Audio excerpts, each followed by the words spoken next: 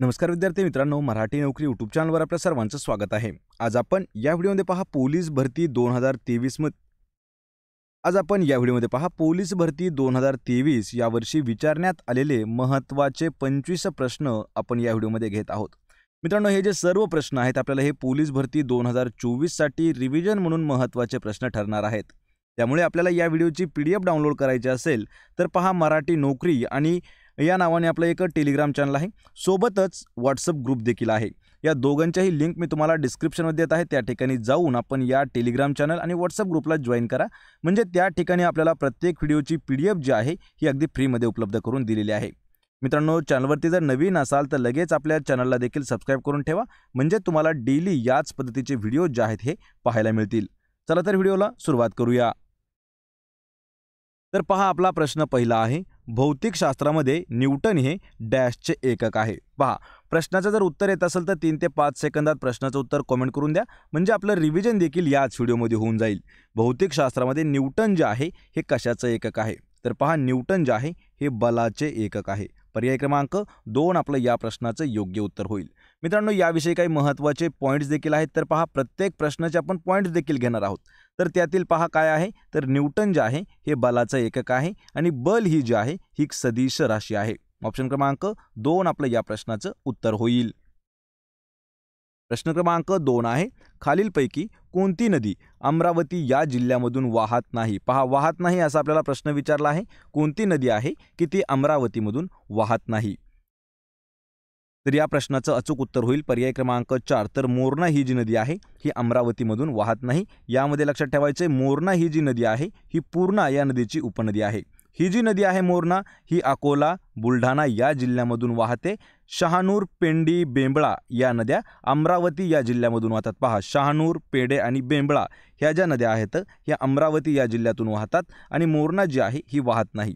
तर अमरावती जिल्ह्यामध्ये एकूण 14 तालुके आहेत. या जिल्ह्यात चिखलदरा जे आहे हे प्रमुख पर्यटन स्थळ आहे आणि रिद्धपूर आणि महानुभव पंथी यांचे प्रथम प्रमुख तीर्थस्थळ देखील आहे या ठिकाणी.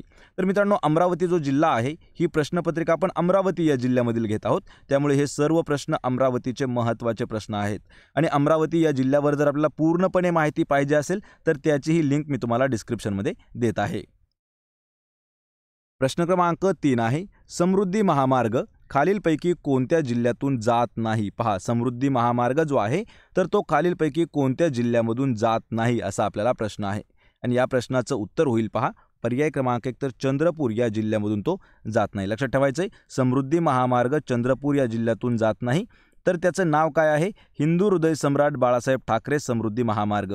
त्याची एकूण लांबी किती आहे? तर 701 किलोमीटरची. त्याचा जो पहिला टप्पा आहे तो नागपूर ते शिर्डी आहे, 530 किलोमीटर जोडलेला आहे आणि प्रत्यक्ष कोणते 10 जिल्हे या ठिकाणी येतात आणि 14 अप्रत्यक्ष जिल्हे येतात. लक्षात ठेवायचे, त्यापैकी चंद्रपूर या जिल्ह्यामधून ती वाहत नाही किंवा जात नाही तो मार्ग. यामध्ये बुलढाणा आहे, नाशिक आहे आणि अकोला आहे. या तीनही जिल्ह्यामधून राष्ट्रीय समृद्ध महामार्ग जो आहे तो जातो, पण चंद्रपूरमधून जात नाही. पर्याय 1 आपलं या प्रश्नाचं उत्तर होईल.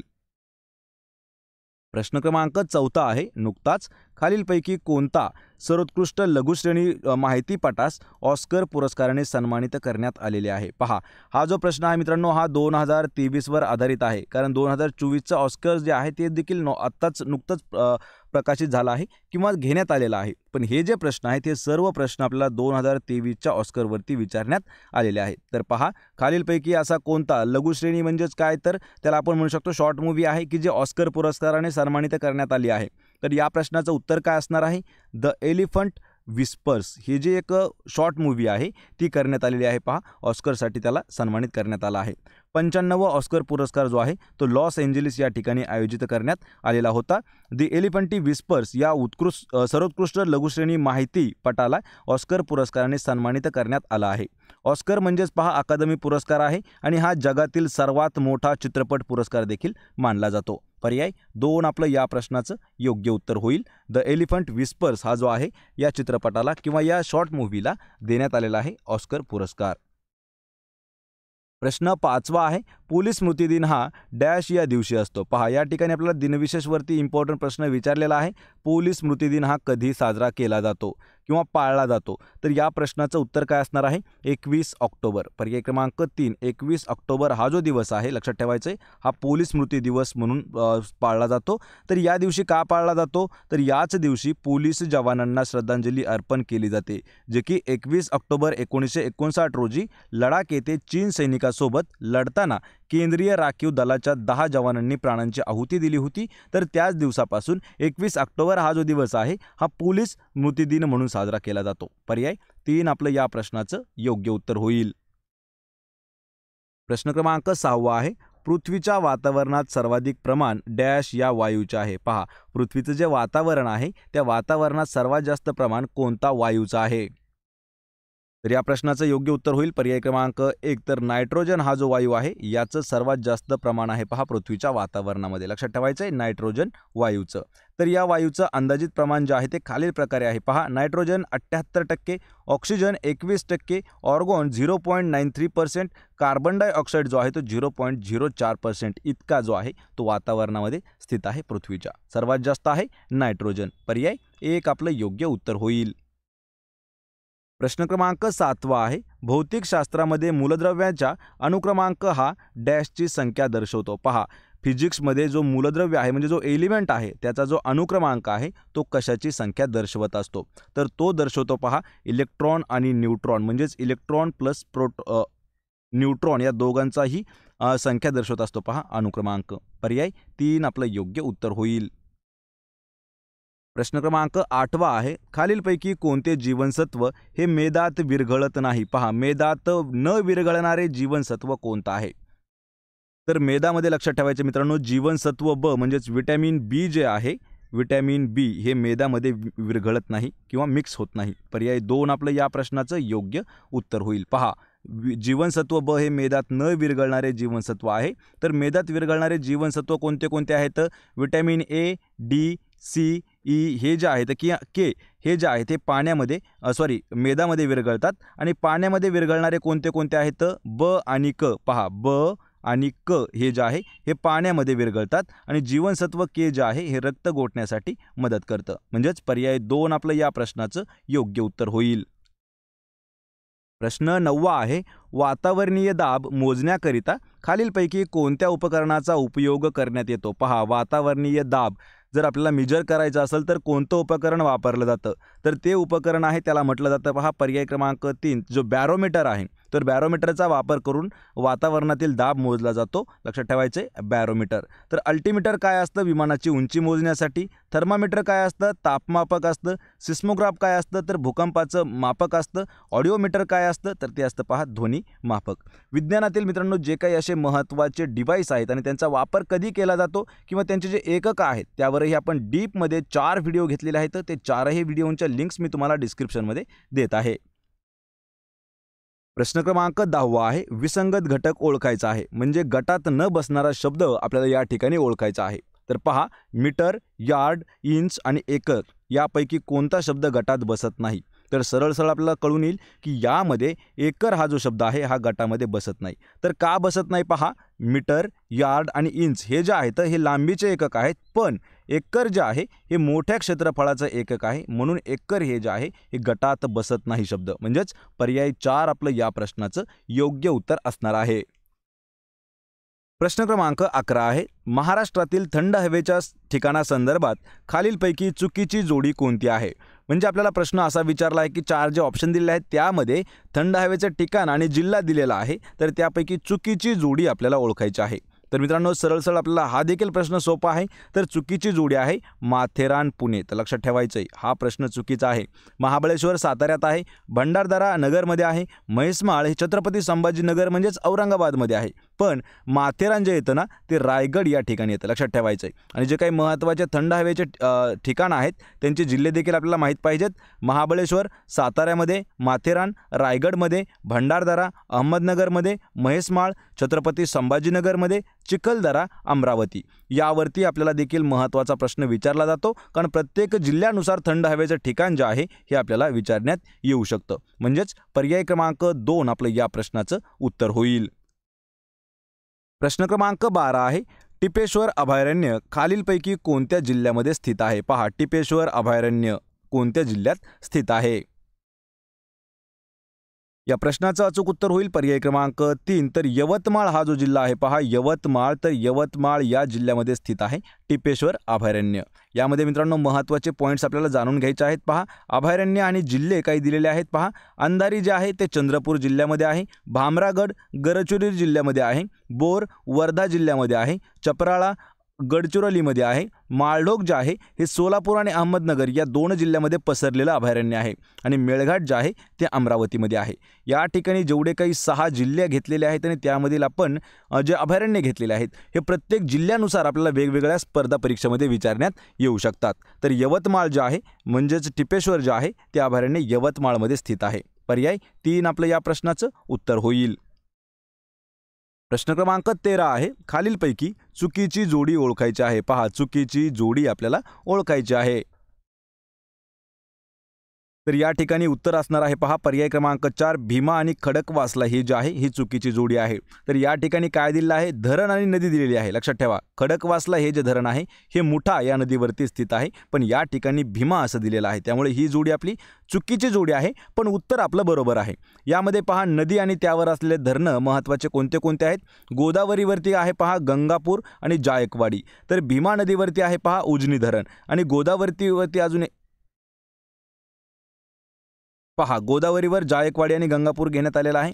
कोयना जे आहे कोयना धरण आहे. कृष्णा नदीवरती नागार्जुन सागर आहे. तापी नदीवरती उकाई धरण आहे. नर्मदेवरती सरदार सरोवर प्रकल्प आहे किंवा सरदार धरण आहे.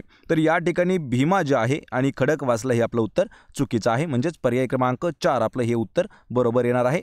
जोडी जी आहे ती चुकीची आहे. प्रश्न 14 आहे कापूस या पिकासाठी डॅश मृदा उपयुक्त असते. पहा कापसासाठी खालीलपैकी कोणती माती जी आहे सर्वात पोषक असते किंवा उपयुक्त ठरते. तर या प्रश्नाचं अचूक उत्तर होईल पर्याय क्रमांक 1 तर रेगुर मृदा जी आहे ही कापसासाठी सर्वात उपयुक्त असणारी माती असते. लक्षात ठेवा कापसासाठी रेगुर मृदा उपयुक्त असते. महाराष्ट्रात 80% पेक्षा जास्त बेसॉल्ट खडकापासून तयार झालेली काळी मृदा आढळते. लक्षात ठेवा आणि मृदेचे 5 प्रकार जे आहेत ते कोणते कोणते आहेत. काळी मृदा, जांभी मृदा, तांबडी मृदा, गाळाची मृदा, चिकण मृदा ही जी आहे असे त्याचे 5 प्रकार आहेत आणि काळ्या मृदेलाच रेगुर मृदा असंही त्याला म्हटलं जातं. म्हणजेच पर्याय 1 आपलं या प्रश्नाचं उत्तर होईल. प्रश्न क्रमांक 15 आहे भारतातील खालीलपैकी कोणत्या राज्यातून कर्कवृत्त जात नाही. पहा कर्कवृत्त कोणत्या राज्यामधून जात नाही असा आपल्याला प्रश्न विचारलेला आहे. म्हणजे कोणत्या राज्यातून जातं हे आपल्याला माहीत असणं गरजेचं आहे. तर कर्कवृत्त मित्रांनो हे महाराष्ट्र राज्यामधून जात नाही, म्हणजेच पर्याय 1 आपलं उत्तर होईल. लक्षात ठेवा तर ते कोणत्या कोणत्या राज्यामधून जातं 8 राज्य आहेत असे त्यामधून कर्कवृत्त जातं. राजस्थान, मध्य प्रदेश, मिझोराम, पश्चिम बंगाल, गुजरात, छत्तीसगड, त्रिपुरा आणि झारखंड हे जे 8 राज्य आहेत तर या 8 राज्यामधून कर्कवृत्त जातं आणि महाराष्ट्रामधून जात नाही, म्हणजेच पर्याय क्रमांक 1 आपलं या प्रश्नाचं उत्तर होईल. प्रश्न क्रमांक 16 आहे भारतात सध्या डॅश राज्य व डॅश केंद्रशासित प्रदेश आहेत. सर्वात महत्त्वाचा प्रश्न हा आपण मित्रांनो प्रश्न कम्युनिटीमध्ये घेतलेला होता. त्यामधील जवळपास 47% विद्यार्थ्यांचं उत्तर हे जशास तसंच चुकलेलं होतं. लक्षात ठेवायचं आहे अजूनही विद्यार्थ्यांना माहीत नाही की भारतामध्ये टोटल किती राज्य आहेत आणि किती केंद्रशासित प्रदेश आहेत. तर त्यावरही आपण एक मित्रांनो राज्य आणि राजधानीवरती देखील व्हिडिओ घेतलेला आहे. तर मागच्या 3 वर्षापासून थोडासा यामध्ये गोंधळ उडलेला आहे. तर या ठिकाणी पहा 28 राज्य आहेत आणि 8 केंद्रशासित प्रदेश आहेत. लक्षात ठेवायचं ज्यावेळी जम्मू काश्मीरला केंद्रशासित प्रदेशामध्ये कन्वर्ट केलं तर त्या ठिकाणी त्याचे 2 तुकडे करून 2 केंद्रशासित प्रदेश नवीन करण्यात आले. म्हणजे आधी जे 29 राज्य होते त्यापैकी जम्मू काश्मीर हे मायनस झालं म्हणजे 28 राज्य आले. पण या ठिकाणी जे 7 केंद्रशासित प्रदेश होते तर ज्यावेळी जम्मू काश्मीर हे झाल्याच्या नंतर 9 झाले होते. परंतु जे दमन दीव आहे लक्षात ठेवा दमन दीव आणि दादरा नगर हवेली यांचं विलिनीकरण केलं आणि पुन्हा त्याची जी संख्या आहे ती 8 झाली. लक्षात ठेवायचे महत्त्वाचा हा प्रश्न आहे. आणि भारताचे राष्ट्रपती जे आहेत हे प्रत्येक केंद्रशासित प्रदेशासाठी प्रशासकाची नेमणूक करू शकतात. जम्मू काश्मीर आणि लडाख यांचं विभाजन करून 9 केंद्रशासित प्रदेश झाले होते. त्यापैकीच दमन दीव आणि दादरा नगर हवेली हे एकत्र करण्यात आलं म्हणजेच परत 8 प्रदेश हे तयार झाले आणि सध्या भारतामध्ये 28 घटक राज्य आणि 8 केंद्रशासित प्रदेश आहेत. पर्याय क्रमांक 1 आपलं योग्य उत्तर होईल. आणि नवीन राजधानी देखील पाहायच्या असतील तर त्याची लिंक मी तुम्हाला डिस्क्रिप्शनमध्ये देत आहे. प्रश्न क्रमांक 17 आहे, भारतीय राज्यघटना डॅश या दिवशी स्वीकृत करण्यात आली होती. पहा, स्वीकार करणं आणि त्याची अंमलबजावणी करणं यावर देखील मित्रांनो आपल्याला दोन वेगवेगळे हे प्रश्न आहेत. या ठिकाणी स्वीकृत कधी केली म्हणजे स्वीकार कधी केली असा प्रश्न आहे. तर या प्रश्नाचं उत्तर होईल पर्याय क्रमांक 2, 26 नोव्हेंबर 1949 या दिवशी आपली जी राज्यघटना आहे ती स्वीकार करण्यात आलेली होती, म्हणून त्याला संविधान दिन असं म्हटलं जातं. आणि ही जी लक्षात ठेवा, राज्यघटना 26 नोव्हेंबर 1949ला स्वीकार केली होती आणि त्याची अस्तित्वात म्हणजे त्याची अंमलबजावणी 26 जानेवारी 1950ला करण्यात आली. त्याला आपण प्रजासत्ताक दिन म्हणून साजरा करतो. तर संविधान सभेने 22 जुलै 1947 रोजी जो आपला राष्ट्रध्वज आहे तो स्वीकारला होता आणि 24 जानेवारी 1950ला राष्ट्रगीत आपलं स्वीकारलं होतं. लक्षात ठेवायचंय, पर्याय 2 आपलं योग्य उत्तर असणार आहे. प्रश्न क्रमांक 18 आहे, नागरिकांची मूलभूत कर्तव्य भारतीय राज्यघटनेच्या कोणत्या कलमामध्ये नमूद करण्यात आलेली आहेत? जे काही नागरिकांचे मूलभूत कर्तव्य आहेत ते कोणत्या कलमामध्ये समाविष्ट करण्यात आली आहेत? तर या प्रश्नाचा उत्तर होईल पर्याय क्रमांक 2, तर कलम 51 पहा, कलम 51 हे जे कलम आहे यामध्ये करण्यात आलेले आहेत. पहा, जे काही मूलभूत कर्तव्य आहेत त्यांना समाविष्ट करण्यात आला आहे. हा जो भाग आहे 1976 मध्ये 42व्या घटनादुरुस्तीमध्ये जोडण्यात आला होता आणि मूळतः 10 कर्तव्य होते आणि 86वी घटनादुरुस्ती कायदा 2002 नंतर पर्याय 2 आपलं या प्रश्नाचं योग्य उत्तर होईल. प्रश्न क्रमांक 19 आहे, खालीलपैकी कोणत्या आयोगास घटनात्मक आयोगाचा दर्जा प्राप्त झालेला नाही? पहा, खालीलपैकी असं कोणतं आयोग आहे की त्याला घटनात्मक दर्जा देण्यात आलेला नाही? याचं उत्तर होईल पर्याय क्रमांक 4, तर राष्ट्रीय मानवाधिकार आयोग जे आहे लक्षात ठेवा त्याला घटनात्मक आयोगाचा दर्जा प्राप्त झालेला नाही असं आपलं उत्तर होणार आहे. राष्ट्रीय मानवाधिकार आयोग जे आहे त्याला NHRC असं म्हटलं जातं. याची जी स्थापना आहे ही 12 ऑक्टोबर 1993 रोजी मानवी हक्क संरक्षण कायदा 1993च्या कायद्याअंतर्गत करण्यात आलेली आहे. प्रत्येक प्रश्नावर आपण शॉर्ट नोट्स घेत आहोत आणि ही शॉर्ट नोट्स आपल्याला महत्त्वाची कामाची असणार आहे. त्यामुळे आपल्याला PDF देखील डाउनलोड करता येऊ शकतात. पर्याय 4 आपलं उत्तर होईल. प्रश्न क्रमांक 20 आहे, स्वातंत्र्यपूर्व भारताचे इतिहास संदर्भात स्थानिक स्वराज्य संस्थेचा जनक असे कोणाला संबोधले जाते? पहा, सरळ प्रश्न आहे. पहा, स्थानिक स्वराज्य संस्थेचा जनक कोणाला म्हटलं जातं? हा प्रश्न आपला भरपूर वेळा विचारलेला आहे, पण यापूर्वी त्यांनी मुद्दाम स्वातंत्र्यपूर्व भारताचे इतिहास संदर्भात असं एक थोडंसं वाक्य टाकलं आहे. तर या प्रश्नाचं उत्तर होईल लॉर्ड रिपन यांना ओळखलं जातं. पहा, स्थानिक स्वराज्य संस्थेचा जनक म्हणून कोणाला ओळखलं जातं? लॉर्ड रिपन यांना. तर 1832 मध्ये स्थानिक स्वराज्य संस्था स्थापन करण्यात आली होती. कधी? 1832 हे वर्ष देखील मित्रांनो महत्त्वाचं ठेवायचं आहे. आणि लॉर्ड रिपनच्या अंतर्गत इतर सुधारणा आणि घटना कामगार परिस्थिती सुधारण्यासाठी 1881 मध्ये पहिला कारखाना कायदा जो आहे तो सुरू करण्यात आला होता. पर्याय 1 स्थानिक स्वराज्य संस्थेचा जनक लॉर्ड रिपन यांची ओळख आहे. प्रश्न क्रमांक 21 आहे, दादाभाई नौरोजी हे खालीलपैकी कोणत्या संस्थेशी निगडीत नव्हते असा प्रश्न आहे. पहा, दादाभाई नौरोजी कोणत्या संस्थेशी निगडीत नव्हते? तर या प्रश्नाचं उत्तर होईल इंडियन इंडिपेंडन्स लीग या संस्थेशी संबंधित नव्हते. पहा, दादाभाई नौरोजी. तर या ठिकाणी ते Bombay association, East India association, ज्ञानप्रसारक मंडळी या संस्थेशी निगडीत होते. तर त्यांनी poverty and British rule in India हे पुस्तक देखील लिहिलं आहे. तर ब्रिटिश संसदेत निवडून गेलेले ते पहिलेच आशियाई व्यक्ती होते. यावर आपल्याला 2 प्रश्न हे विचारले जातील. तर त्यांनी लिहिलेला ग्रंथ कोणता आहे किंवा एक प्रकारे आपण पुस्तक म्हणू शकतो, किंवा या ठिकाणी अजून एक आपल्याला विचारलं जातं की बॉम्बे असोसिएशन सोबत खालीलपैकी कोणतं व्यक्तिमत्व संबंधित होतं? तर ते आहेत पहा दादाभाई नौरोजी. पर्याय 4 आपलं या प्रश्नाचं उत्तर असणार आहे. प्रश्न क्रमांक 22 आहे, भारतातील भूदान चळवळीचे जनक कोण आहेत? पहा, भूदान चळवळीचे जनक म्हणून कोणाची ओळख आहे?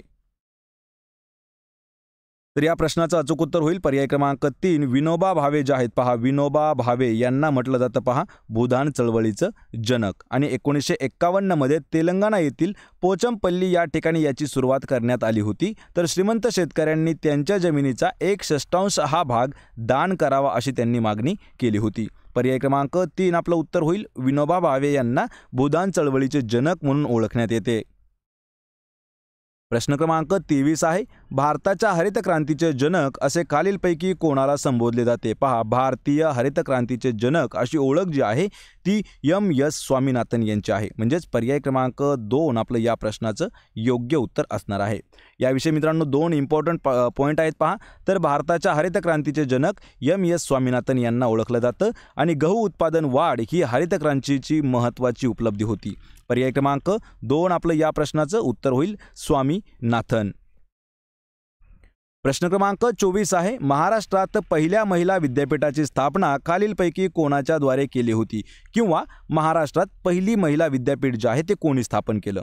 या प्रश्नाचं अचूक उत्तर असणार आहे धोंडो केशव कर्वे यांनी पहिलं महिला विद्यापीठ जे आहे ते स्थापन केलेलं आहे. आणि पहिल्या विद्यापीठाची स्थापना जी आहे भारताने, पहा लक्षात ठेवायचे, धोंडो केशव कर्वे यांनी केली आणि भारत सरकारने 1958 मध्ये त्यांना भारतरत्न पुरस्कार देऊन सन्मानित देखील केला आहे.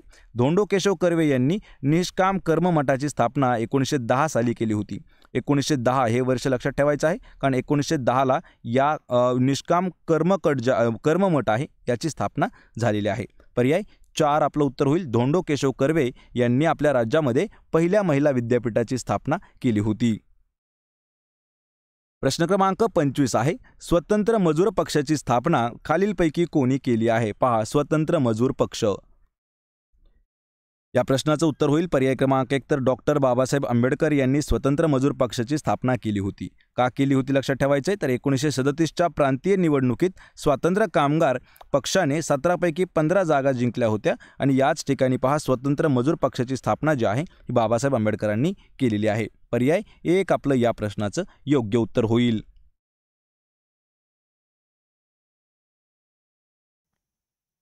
तर पहा आपला प्रश्न पहिला आहे, मराठी भाषेमध्ये आणि व किंवा अथवा हे शब्द सामान्यतः डॅश म्हणून वापरले जातात.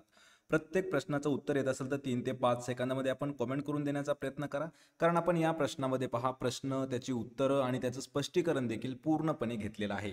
तर या प्रश्नाचं उत्तर काय होईल, तर पर्याय क्रमांक 1 तर उभयान्वयी अव्यय त्याला म्हटलं जातं. लक्षात ठेवायचंय, मराठी भाषेमध्ये आणि व किंवा आणि अथवा हे जे शब्द आहेत हे सामान्यतः उभयान्वयी अव्यय म्हणून वापरले जातात. तर याविषयी महत्त्वाचे पॉईंट्स देखील आपल्याला मित्रांनो पाहून घ्यायचे आहेत.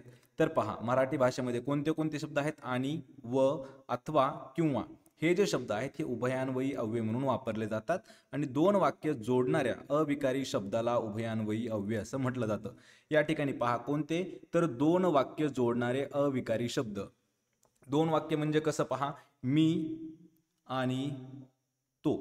या ठिकाणी पहा आणि हा जो शब्द झालेला आहे हा उभयान्वयी अव्यय म्हणून त्याचा वापर करण्यात आलेला आहे. म्हणजेच आपल्याला या ठिकाणी व्याख्या देखील याची माहीत झाली आहे. या प्रश्नाचं उत्तर असणार आहे पहा पर्याय क्रमांक 1. प्रश्न क्रमांक 2 आहे, बाळ एवढा चिवडा खाऊन टाक. पहा, बाळ एवढा चिवडा खाऊन टाक या वाक्यातील क्रियापदाचा मूळ धातू कोणता आहे? मित्रांनो प्रत्येक प्रश्न जो आहे आपल्याला 2023च्या अमरावती भरतीसाठी विचारण्यात आलेला आहे. त्यामुळे ही जी प्रश्नपत्रिका आहे ही महत्त्वाची प्रश्नपत्रिका आहे. यामध्ये मराठी व्याकरणाचे जास्त प्रश्न आपण घेतलेले आहेत. तर पहा, बाळ एवढा चिवडा खाऊन टाक या वाक्यातील क्रियापदाचा मूळ धातू कोणता आहे? तर यातील मूळ धातू आहे पहा खा. पर्याय क्रमांक 1 आपलं या प्रश्नाचं उत्तर होईल. तर खा काय आहे, तर पहा खाऊन टाक हे जे आहे हे वाक्यामध्ये क्रियापद आलेलं आहे आणि खाऊन हा जो शब्द आहे हा मुख्य तर टाक या 2 शब्दाच्या सहाय्यकारी क्रियापद आहे. लक्षात ठेवा, खाऊन टाक हा शब्द जो आहे मुख्य क्रियापद आहे, तर या ठिकाणी टाक हा जो शब्द आहे हा सहाय्यकारी क्रियापद म्हणून त्याचा वापर केलेला आहे या ठिकाणी. आणि खाऊन हा शब्द खा या मूळ धातूपासून तयार झालेला आहे. लक्षात ठेवा, खाऊन हा जो शब्द आहे हा कोणत्या मूळ धातूपासून तयार झालेला आहे? मूळ कोणता आहे, तर खा. पर्याय क्रमांक 1 आपलं या प्रश्नाचं योग्य उत्तर होईल. प्रश्न क्रमांक 3 आहे, संध्या सुरेल गाणे गाते या वाक्याचा प्रयोग कोणता आहे? पहा, वाक्य एवढंच लक्षात ठेवायचंय, संध्या सुरेल गाणे गाते या वाक्याचा प्रयोग कोणता आहे? तर याचा प्रयोग आहे पर्याय क्रमांक 3 तर कर्तरी प्रयोग आहे. तर कर्तरी प्रयोग काय आहे लक्षात ठेवा, संध्या सुरेल गाणे गाते या वाक्याचा प्रयोग येतो कर्तरी प्रयोग. तर कर्तरी प्रयोगाची व्याख्या काय आहे? वाक्यातील क्रियापद कर्त्याच्या लिंग, वचन, पुरुष यानुसार बदलत असेल तर त्याला कर्तरी प्रयोग असं म्हटलं जातं. आणि कर्तरी प्रयोगामध्ये कर्ता जो आहे लक्षात ठेवा, कर्ता हा नेहमी प्रथमांत असतो व कर्म हे जे आहे हे प्रथमांत किंवा द्वितीयात असतं. पर्याय 3 कर्तरी प्रयोग आपलं योग्य उत्तर होईल. प्रश्न क्रमांक 14 आहे, खालीलपैकी अव्ययीभाव समासाचे उदाहरण कोणते आहे? अव्ययीभाव समास यासाठी आपल्याला माहित पाहिजे की अव्ययीभाव समास कशाला म्हटलं जातं आणि त्याचं उदाहरण कोणतं आहे हे देखील माहित पाहिजे. तर पहा, या ठिकाणी या प्रश्नाचं उत्तर काय असणार आहे? प्रतिदिन. पर्याय क्रमांक 2 हा जो आहे शब्द हा अव्ययीभाव समासाचं एक महत्त्वाचं उदाहरण आहे. तर यामध्ये पहा, अव्ययीभाव समास म्हणजे काय?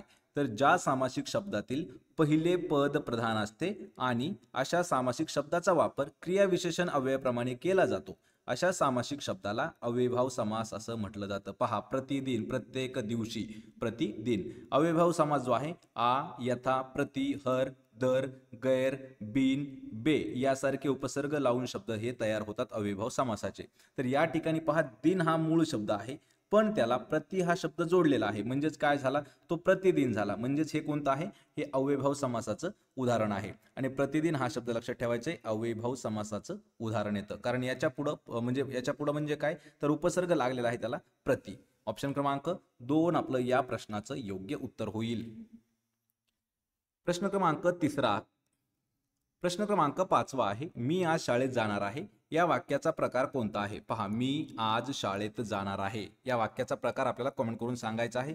हा प्रश्न आपल्याला गेल्या वर्षी 3 वेळा विचारण्यात आलेला आहे. तर या प्रश्नाचं उत्तर काय होईल? तर हे जे वाक्य आहे हे विधानार्थी वाक्य आहे. लक्षात ठेवा, विधानार्थी वाक्य कोणतं आहे? मी आज शाळेत जाणार आहे. विधानार्थी वाक्य म्हणजे काय असतं की ज्या वाक्यामध्ये केवळ विधान केलेलं असतं आणि त्याला विधानार्थी वाक्य असं म्हटलं जातं. यामध्ये विधान काय आहे? मी आज शाळेत जाणार आहे. तर ज्या वाक्याची सुरुवात कर्त्याने होते आणि शेवट पूर्णविरामाने होतो किंवा पूर्णविरामाने होतो ते वाक्य विधानार्थी वाक्य असतं. पर्याय क्रमांक 3 आपलं या प्रश्नाचं योग्य उत्तर आहे. प्रश्न क्रमांक 6 आहे, मराठी वर्णमालेत एकूण किती वर्ण आहेत? पहा, वर्ण लक्षात ठेवा, वर्णावरती आपल्याला नेहमी प्रश्न विचारलेला आहे, पण सध्याच्या परीक्षेमध्ये असा प्रश्न विचारत नाहीत. पण हा प्रश्न आपल्याला 2023 मध्ये विचारण्यात आलेला आहे. मराठी वर्णमालेत एकूण किती वर्ण आहेत? तर मराठी वर्णमालेत टोटल 52 वर्ण आहेत. लक्षात ठेवा, टोटल 52 वर्ण आणि मराठीत एकूण 12 स्वर आहेत. लक्षात ठेवा, 52 वर्ण आहेत आणि 12 स्वर आहेत. पर्याय क्रमांक 2 आपलं या प्रश्नाचं योग्य उत्तर होईल. प्रश्न क्रमांक 7 आहे, योग्य पर्याय निवडायचा आहे, कवी अधिक ईश्वर. तर याचा संधी विग्रह आपल्याला सांगायचा आहे. कवी अधिक ईश्वर सरळ सरळ आहे मित्रांनो, कमेंट करून उत्तर देत राहा. कवी अधिक ईश्वर म्हणजेच काय, तर कवीश्वर. कवीश्वर पर्याय क्रमांक 2 आपलं या प्रश्नाचं योग्य उत्तर असणार आहे. पहा, कवी अधिक ईश्वर म्हणजेच कवीश्वर. दीर्घत्व संधी म्हणजे काय आहे? 2 स्वजातीय स्वर पाठोपाठ आल्यास किंवा लागोपाठ आल्यास त्या दोघांबद्दल त्याच जातीतील एकूण दीर्घ स्वर येतो, त्यास दीर्घत्व संधी असं म्हटलं जातं. दीर्घत्व संधीची व्याख्या देखील आपण या ठिकाणी घेतलेली आहे. पहा, दीर्घत्व संधी. या ठिकाणी कवी अधिक ईश्वर म्हणजेच कवीश्वर. ऑप्शन क्रमांक 2 आपलं उत्तर होईल. प्रश्न क्रमांक 8 आहे, विंचवाचे बिऱ्हाड या शब्दाचा योग्य अर्थ आपल्याला ओळखायचा आहे. विंचवाचे बिऱ्हाड याचा अर्थ काय होतो? तर पहा, विंचवाचे बिऱ्हाड म्हणजे काय, तर मागे अप्त नसलेला. अप्त या ठिकाणी लक्षात ठेवा, मागे पुढे कोणी अप्त नसलेला त्याला म्हटलं जातं विंचवाचं बिऱ्हाड. या ठिकाणी अप्त म्हणजे काय आहे, तर अप्त म्हणजे नातेवाईक. लक्षात ठेवा, कारण यावरही आपल्याला समानार्थी शब्दामध्ये हा प्रश्न विचारण्यात आलेला होता. तर ज्याच्या मागे पुढे कसल्याही प्रकारचे नातेवाईक नाहीत त्याला म्हटलं जातं विंचवाचे बिऱ्हाड. ऑप्शन क्रमांक 2 आपलं या प्रश्नाचं योग्य उत्तर होईल. आणि मित्रांनो, महत्त्वाचं म्हणजे की असे जे काही वाक्प्रचार असतात आपल्याला ते टोटल आपण एका व्हिडिओमध्ये घेतलेले आहेत. त्यामध्ये आपल्याला जवळपास आतापर्यंत विचारण्यात आलेले जेवढी काही पोलीस भरती झालेल्या आहेत त्या सर्व पोलीस भरतीमध्ये जेवढे वाक्प्रचार विचारले ते आपण त्या व्हिडिओमध्ये कव्हर केलेले आहेत. त्याची लिंक मी तुम्हाला डिस्क्रिप्शनमध्ये देत आहे. प्रश्न क्रमांक 9 आहे, अडचण या शब्दाचा समानार्थी नसलेला शब्द ओळखायचा आहे. लक्षात ठेवा, शब्द कोणता आहे? अडचण. पण या ठिकाणी प्रश्न काय विचारलाय की समानार्थी नसलेला शब्द आपल्याला विचारलेला आहे. तर या प्रश्नाचं उत्तर काय होईल? तर नुकसान. लक्षात ठेवा, नुकसान हे आपलं उत्तर आहे. विघ्न म्हणजे अडचण, आपत्ती म्हणजे अडचण, संकट म्हणजे अडचण. पण नुकसान हे जो आहे, नुकसान याला आपण एक प्रकारे म्हणू शकतो तोटा. लक्षात ठेवायचं आहे. लक्षात ठेवा, हा प्रश्न महत्त्वाचा आहे. तर नुकसानाला समानार्थी शब्द आहे तोटा आणि अडचणीचे विघ्न, आपत्ती, संकट हे समानार्थी शब्द आहेत. नुकसान हा समानार्थी शब्दामध्ये येत नाही. लक्षात ठेवा, अडचण या शब्दाला नुकसान हा शब्द समानार्थाचा शब्द नाही. काही महत्त्वाचे जर आपल्याला समानार्थी शब्द पाहायचे असतील तर पहा, यामध्ये गडा म्हणजेच काय? सशक्त. पुन्हा बळकट वाडा, मेळ, ताह. झेंड्याला काय? निशाण, पताका, ध्वज. जहालला काय आहे? तीव्र, तीक्ष्ण, तापट आणि कडक. तपासाला चौकशी आणि शोध. हे जे आहे ते मराठीतले महत्त्वाचे असणारे समानार्थी शब्द आहेत. पर्याय क्रमांक 2 आपलं या प्रश्नाचं उत्तर होईल. प्रश्न क्रमांक 10 आहे, पृथ्वी या शब्दाकरिता समानार्थी शब्द ओळखायचा आहे. पहा, पृथ्वीचा समानार्थी शब्द. मित्रांनो, हा प्रश्न आपल्याला गेल्या वर्षी फक्त 2 वेळा विचारला आहे आणि आतापर्यंत जर विचार केला तर हा पोलीस भरतीमध्ये जवळपास 19 वेळा प्रश्न विचारण्यात आलेला आहे. पृथ्वीचा समानार्थी शब्द काय आहे? तर पृथ्वीचा समानार्थी शब्द होतो पहा वसुंधरा. ऑप्शन क्रमांक 4 आपलं या प्रश्नाचं योग्य उत्तर होईल. पृथ्वी या शब्दाला जवळपास 6 ते 7 शब्द समानार्थाचे आहेत. लक्षात ठेवायचं आहे. यामध्ये पृथ्वी हा जो शब्द आहे याला समानार्थी वसुंधरा आहे आणि त्याच बाबतीमध्ये आपण महत्त्वाचे काही समानार्थी शब्द देखील पाहू. यामध्ये दामिनी हा शब्द आहे, याला चपला किंवा आता या ठिकाणी पहा चुकलेलं आहे थोडंसं, हे चपला देखील विचारलं जातं आणि चंचल देखील किंवा चंचला देखील म्हटलं जातं. सरोज जो आहे त्याला कमळ, अंबुज आणि अब्ज. युक्ती जी आहे, युक्ती म्हणजे विचार. शक्कल एकला, एकाकी, एकटा. पहा, एकल्याला एकाकी किंवा एकटा. औषधासाठी दवा, इलाज, उपाय. कचसाठी माघार, अडचण आणि केस. कसरसाठी उणीव आणि कपड्यांना लागणारी कीड असं त्यांना म्हटलं जातं. लक्षात ठेवा, वसुंधरा आणि पृथ्वी हे समानार्थाचे शब्द आहेत. पर्याय 4 आपलं या प्रश्नाचं योग्य उत्तर होईल. प्रश्न क्रमांक 11 आहे, कल्पित या शब्दाचा विरुद्धार्थी शब्द ओळखायचा आहे. पहा, कल्पितचा विरुद्धार्थी शब्द. तर कल्पित म्हणजे काय? एखाद्या गोष्टीची कल्पना करणे. पण त्यालाच आपण जर विरुद्धार्थी शब्दामध्ये जर काढलं तर कल्पना करणारे आणि जी रियालिटी म्हणतो आपण त्याला म्हणतो काय? तर वास्तविक. म्हणजेच पर्याय क्रमांक 2 आपलं या प्रश्नाचं उत्तर होईल. पहा, कल्पित हा जो शब्द आहे याला विरुद्धार्थी शब्द आहे वास्तविक आणि याच सोबत काही महत्त्वाचे विरुद्धार्थाचे शब्द देखील पहा. जो निंदा शब्द आहे, निंदाला विरुद्धार्थी शब्द आहे स्तुती. घमेंडला विरुद्धार्थी आहे पहा विनम्रता. निर्बुद्धला समानार्थी या ठिकाणी बुद्धिमान आहे. हर्षला खेद आहे. चव, बेचव. वास्तविक, कल्पित, मान आणि अपमान. हे जे आहेत या ठिकाणी अजून एक आहे सतेज आणि निस्तेज. हे जे आहे ते महत्त्वाचे विरुद्धार्थी शब्द आहेत. पर्याय क्रमांक 2 आपलं या प्रश्नाचं उत्तर होईल. प्रश्न क्रमांक 12 आहे, विरुद्धार्थी शब्दांची चुकीची जोडी ओळखायची आहे. जे ऑप्शनमध्ये दिलेले आहे त्यापैकी आपल्याला एक जोडी चुकीची आहे. ती चुकीची जोडी कोणती आहे? तर या प्रश्नाचं उत्तर होईल पर्याय क्रमांक 3. तर रंक आणि गरीब ही जी जोडी आहे ही चूक जोडी आहे, पण आपलं उत्तर बरोबर आहे. पहा, रंक आणि गरीब ही जी आहेत हे समान अर्थाचे शब्द आहेत. यामध्ये रोष, आनंद विरुद्धार्थी आहे. रोग, उदार विरुद्धार्थी आहे. रुद्र, सौम्य विरुद्धार्थी आहे. पण रंक आणि गरीब हे जे आहे ते समान अर्थाची जोडी आहे, म्हणजेच ती विरुद्ध अर्थाची जोडी नाही, म्हणजेच ती जोडी चुकीची आहे. पर्याय क्रमांक 3 आपलं योग्य उत्तर आहे. प्रश्न क्रमांक 13 आहे, अंतरून पाहून पाय पसरावे या म्हणीचा योग्य अर्थ ओळखायचा आहे. पहा, अंतरून पाहून पाय पसरावे या म्हणीचा योग्य अर्थ काय आहे?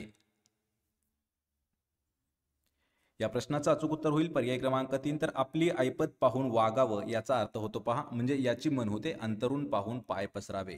पर्याय क्रमांक 3 आपलं योग्य उत्तर होईल. मित्रांनो, अशा पद्धतीच्या ज्या 200 म्हणी आहेत मराठीमध्ये, 200 ज्या महत्त्वाच्या म्हणी आहेत त्यावरही आपण एक डीपमध्ये व्हिडिओ घेतलेला आहे. त्याचीही लिंक मी तुम्हाला डिस्क्रिप्शनमध्ये देत आहे. कारण आपल्याला त्याच व्हिडिओमधील एक ना एक म्हण आपल्याला ही नेहमी विचारली जाते. ऑप्शन क्रमांक 3 आपलं या प्रश्नाचं उत्तर होईल.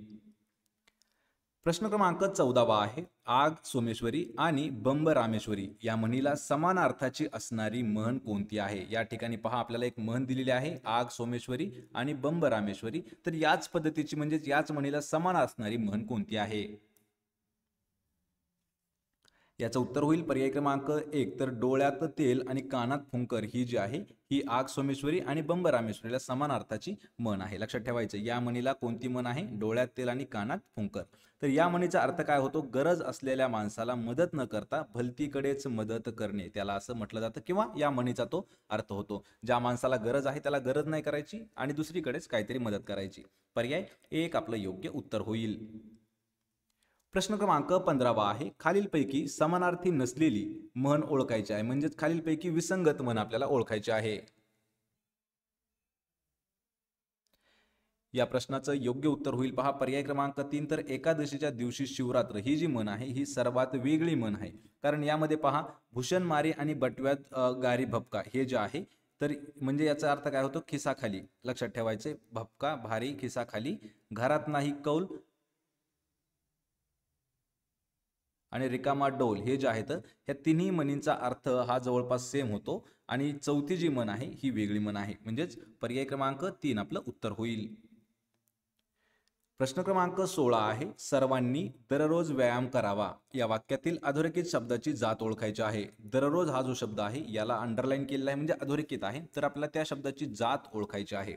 प्रश्न मराठीमध्ये महत्त्वाचा आहे आणि या प्रश्नाचं योग्य उत्तर असणार आहे पर्याय क्रमांक 2, तर क्रिया विशेषण अव्यय आहे पहा दररोज. तर यामध्ये पहा दररोज या शब्दाची जात कोणती आहे, क्रिया विशेषण अव्यय. तर क्रियापदाबद्दल विशेष माहिती सांगणाऱ्या शब्दाला क्रिया विशेषण अव्यय असं म्हटलं जातं. लक्षात ठेवायचं हे जे आहे हे क्रियापदाबद्दल अधिक माहिती सांगतं किंवा विशेष माहिती सांगतं. यामध्ये पहा कालवाचक क्रिया विशेषण अव्यय कोणता आहे, तर ज्या अव्ययाद्वारे क्रिया घडण्याची वेळ दर्शवली जाते त्या अव्ययाला कालवाचक क्रिया विशेषण असं म्हटलं जातं. पण या ठिकाणी हे जे आहे हे क्रिया विशेषण अव्यय आहे पहा दररोज. पर्याय क्रमांक 2 आपलं या प्रश्नाचं योग्य उत्तर होईल. प्रश्न क्रमांक 17 आहे, मिताहारी या शब्दाला योग्य अर्थ ओळखायचा आहे. मिताहारी या शब्दाचा योग्य अर्थ. या प्रश्नाचं अचूक उत्तर होईल पर्याय क्रमांक 1, तर मोजकाच आहार नेमाने घेणारा त्याला म्हटलं जातं मिताहारी. आणि असे काही महत्त्वाचे अजून जे मराठीतील शब्द आहेत तर त्याचेही अर्थ आपण पाहून घेऊया. तर पहा मिताहारी म्हणजे काय, मोजका आहार नेमाने घेणारा. मितभाषी म्हणजे काय, तर मोजकेच शब्द बोलणारा. अनाथ म्हणजे काय, कोणाचाही आधार नसलेला. अनुज म्हणजे मागून जन्मलेला. अन्नछत्र मोफत अन्न मिळण्याचं ठिकाण. कृतज्ञ केलेले उपकार विसरणारा आणि कृतज्ञ म्हणजेच केलेले उपकार जाणणारा. हे जे शब्द आहेत हे महत्त्वाचे शब्द आहेत. पर्याय क्रमांक 1 आपलं उत्तर होईल. प्रश्न क्रमांक 18 आहे, विदुषी या शब्दाचा योग्य अर्थ ओळखायचा आहे. पहा विदुषी या शब्दाचा योग्य अर्थ. या प्रश्नाचं अचूक उत्तर होईल पर्याय क्रमांक 2, तर विद्वान स्त्री. लक्षात ठेवा विद्वान स्त्री असा अर्थ होतो पहा विदुषी या शब्दाचा. पर्याय क्रमांक 2 आपलं या प्रश्नाचं योग्य आन्सर होईल. प्रश्न क्रमांक 19 आहे, अभिनव भारत म्हणजेच यंग इंडिया या संघटनेचं मुख्यालय कोणत्या ठिकाणी होतं. पहा अभिनव भारत यावर आपल्याला प्रत्येक वर्षी प्रश्न विचारण्यात आलेले आहेत. लक्षात ठेवा मित्रांनो. आणि या ठिकाणी आपल्याला अभिनव भारतचे कधी कधी संस्थापक देखील विचारले जातात. तर अभिनव भारत ही जी संघटना आहे याचं जे मुख्यालय आहे ते होतं पहा नाशिक या ठिकाणी. पर्याय क्रमांक 2 आपलं या प्रश्नाचं उत्तर होईल. तर यामध्ये पहा अभिनव भारत या संघटनेची स्थापना जी आहे 1904 या वर्षी करण्यात आली आणि स्वातंत्र्यवीर सावरकर यांनी या संघटनेची स्थापना नाशिक या ठिकाणी केली होती. कोणती संघटना आहे अभिनव भारत, याचे कोण आहे तर लक्षात ठेवायचे संस्थापक, तर स्वातंत्र्यवीर सावरकर. आणि मित्र मेळाव्याचं रूपांतर करून त्यांनी अभिनव भारत ही संघटना जी आहे तयार केली. पूर्वी म्हणजेच अभिनव भारत नाव पडण्याच्या आधी त्या संघटनेचं नाव होतं पहा मित्र मेळावा, त्याचंच रूपांतर केलं गेलं अभिनव भारत किंवा यंग इंडियामध्ये. पर्याय क्रमांक 2 आपलं या प्रश्नाचं योग्य उत्तर होईल. प्रश्न क्रमांक 20 आहे, आधुनिक भारताचे जनक या शब्दामध्ये खालीलपैकी कोणत्या समाजसुधारकाचा गौरव केला जातो. पहा आधुनिक भारताचे जनक म्हणून कोणाला ओळखलं जातं.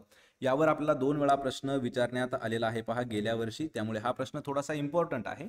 तर आधुनिक भारताचे जनक हे जे आहे हे राजा राम मोहन रॉय यांना म्हटलं जातं. ऑप्शन क्रमांक 1 आपलं योग्य उत्तर असणार आहे.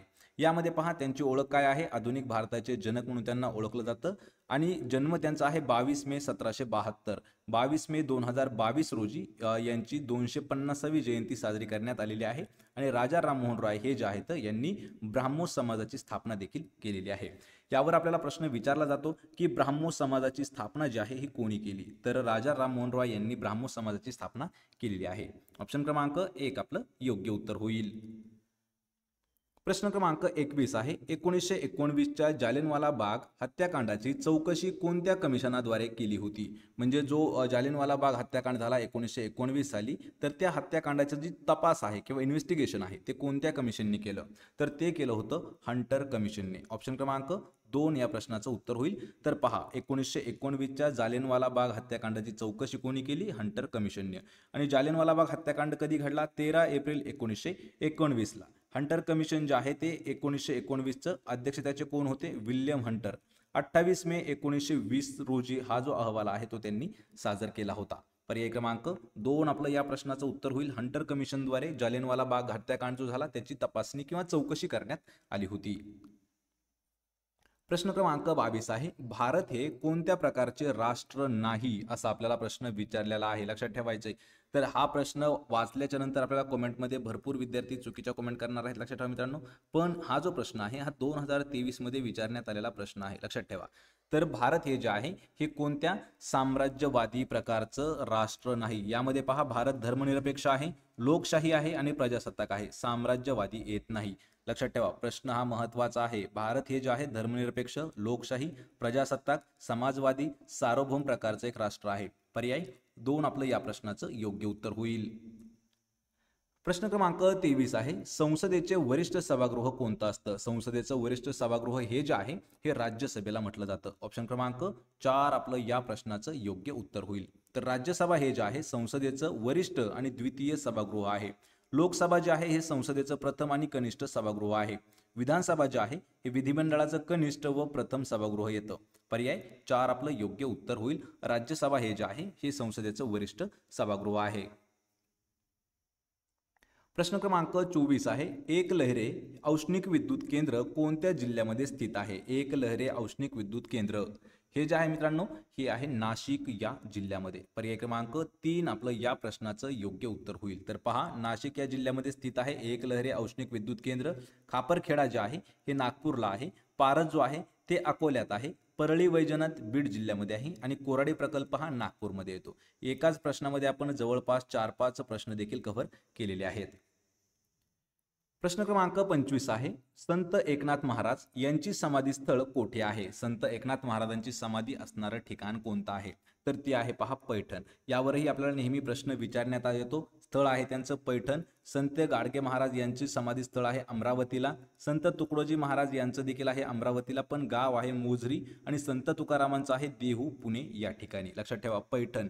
जर आपल्याला स्थळ जिल्हा विचारण्यात आला तर छत्रपती संभाजीनगर हे आपलं उत्तर असणार आहे. पर्याय 2 आपलं या प्रश्नाचं योग्य उत्तर होईल. तर मित्रांनो हे होते महत्त्वाचे 25 प्रश्न. 25 पैकी किती प्रश्नाचे उत्तर देता आले हे मला कमेंट करून नक्की सांगा. व्हिडिओ जर आवडला तर व्हिडिओला आपल्या लाईक करा, मित्रांमध्ये व्हिडिओ शेअर करा आणि आपल्या मराठी नोकरी या यूट्यूब चॅनलला सबस्क्राईब करून ठेवा. प्रत्येक व्हिडिओची PDF जर पाहिजे असेल तर मराठी नोकरी या टेलिग्राम चॅनलला देखील जॉईन करा. त्याच्या लिंक्स मी तुम्हाला डिस्क्रिप्शनमध्ये देत आहे. आपण भेटूया पुढच्या एका अशाच नवीन व्हिडिओमध्ये. तोपर्यंत जय हिंद, जय महाराष्ट्र.